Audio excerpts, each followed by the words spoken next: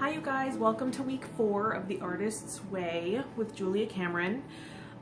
This week we were dealing with anger and shame and synchronicity and helpful hands from God or the universe.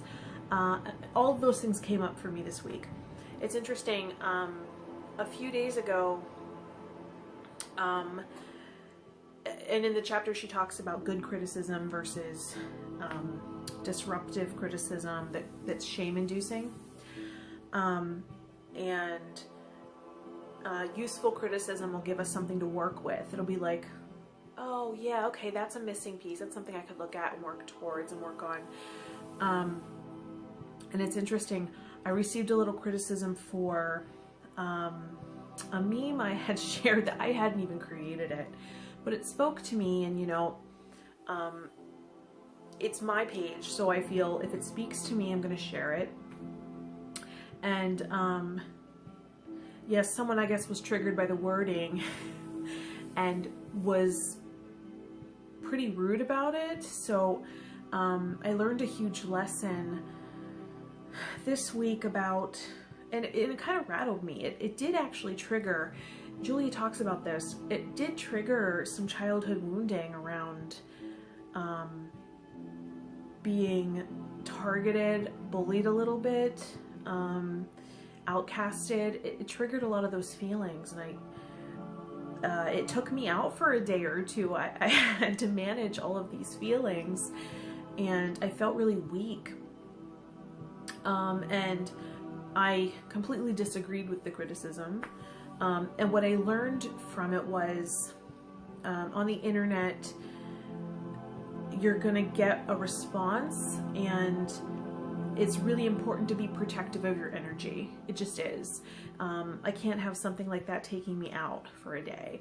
It's like, although I feel like I did nurture myself and care for myself, which is what you need to do, it's the only way to work through it and get through it. But it was very disruptive.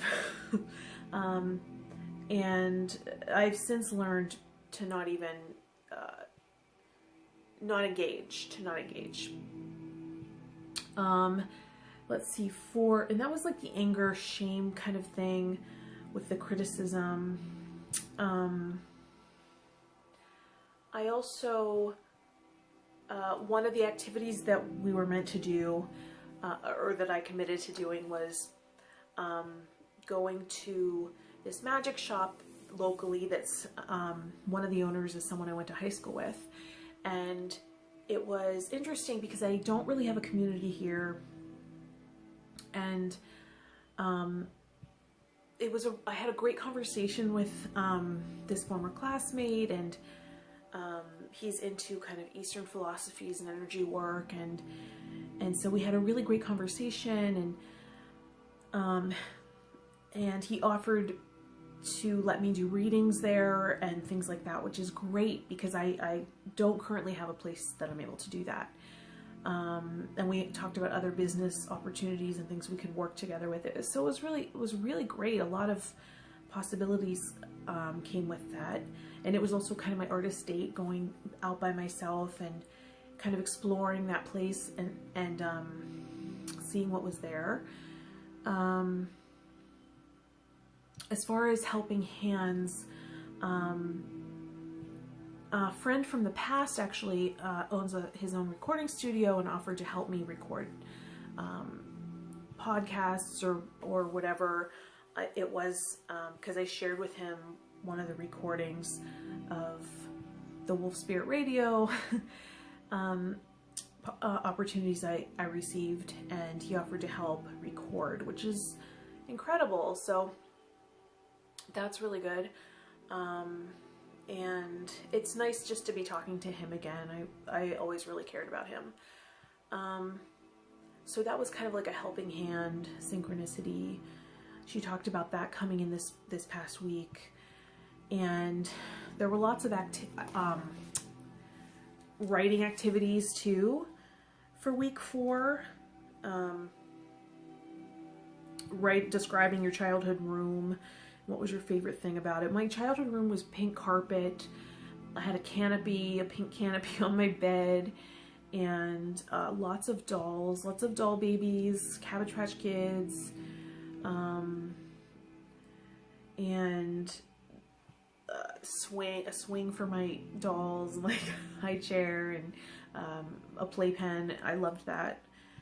I loved that stuff. My favorite thing about my adult bedroom is my bed itself. It's so comfortable, and the bedspread, it's kind of ocean colors, and it's inspiring words on it, like joy, I think inspire, and gratitude, I think, is on there, like just inspirational words. I kind of like that.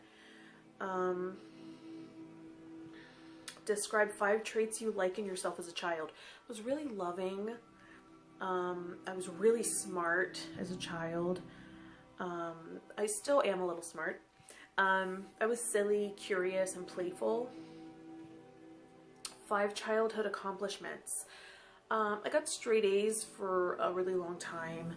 I was really proud to dance on stage in recitals and play piano in recitals. Performance always felt like an accomplishment, because I was so shy. I was so terribly shy. I learned to spell really big words, and all of my uncles would be so impressed. And something, I don't know if this is an accomplishment, but I wrote it down. I'm kind of proud of the fact that I was so compassionate as a child. When we would be asked to write our list for Santa, I really believed in Santa. I believed in the Tooth Fairy. I believed in all that stuff. And I would always ask Santa to feed the hungry children instead of giving me presents, like every year. Because I really thought that that was possible, that, you know, if Santa can deliver, then why not just ask him to feed all the children? I didn't understand why that never worked out. Our favorite treat as a child, like our favorite snack, mine, I guess, was chocolate milk. I don't really drink chocolate milk, but we're supposed to have that sometime this week. And I guess then we list ways that we avoid creating, I guess. I watch a lot of videos. Sometimes I'd rather be reading, talking on the phone, things like that. And then we went through lists of people. I don't really want to go through that.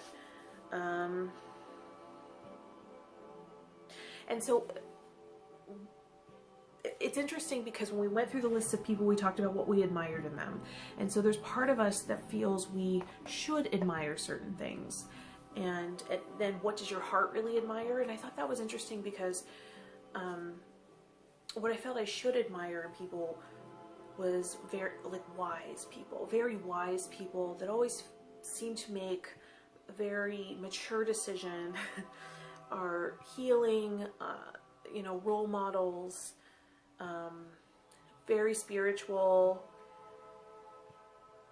That's what I feel like I should look up to, and I feel, and it's funny because part of me felt the need to sort of impart on that critic I was talking about earlier. She was a younger girl.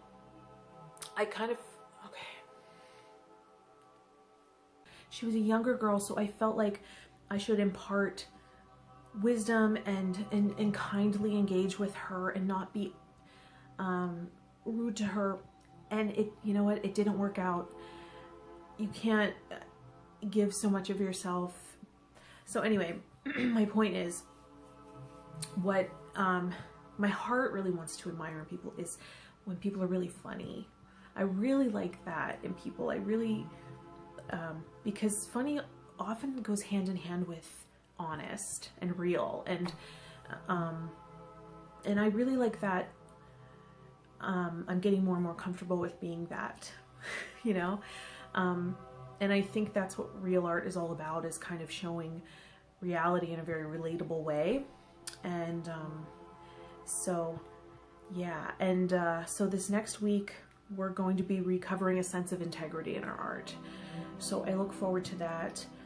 The morning pages are amazing. They're turning into, they've been prayer, but now I'm also finding that they can become affirmations when I really need that.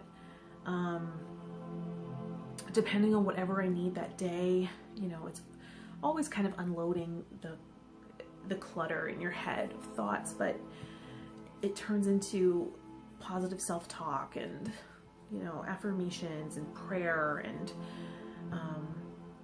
so it's very useful. So I'm really enjoying that too. So yeah, this week we'll be working on recovering a sense of integrity.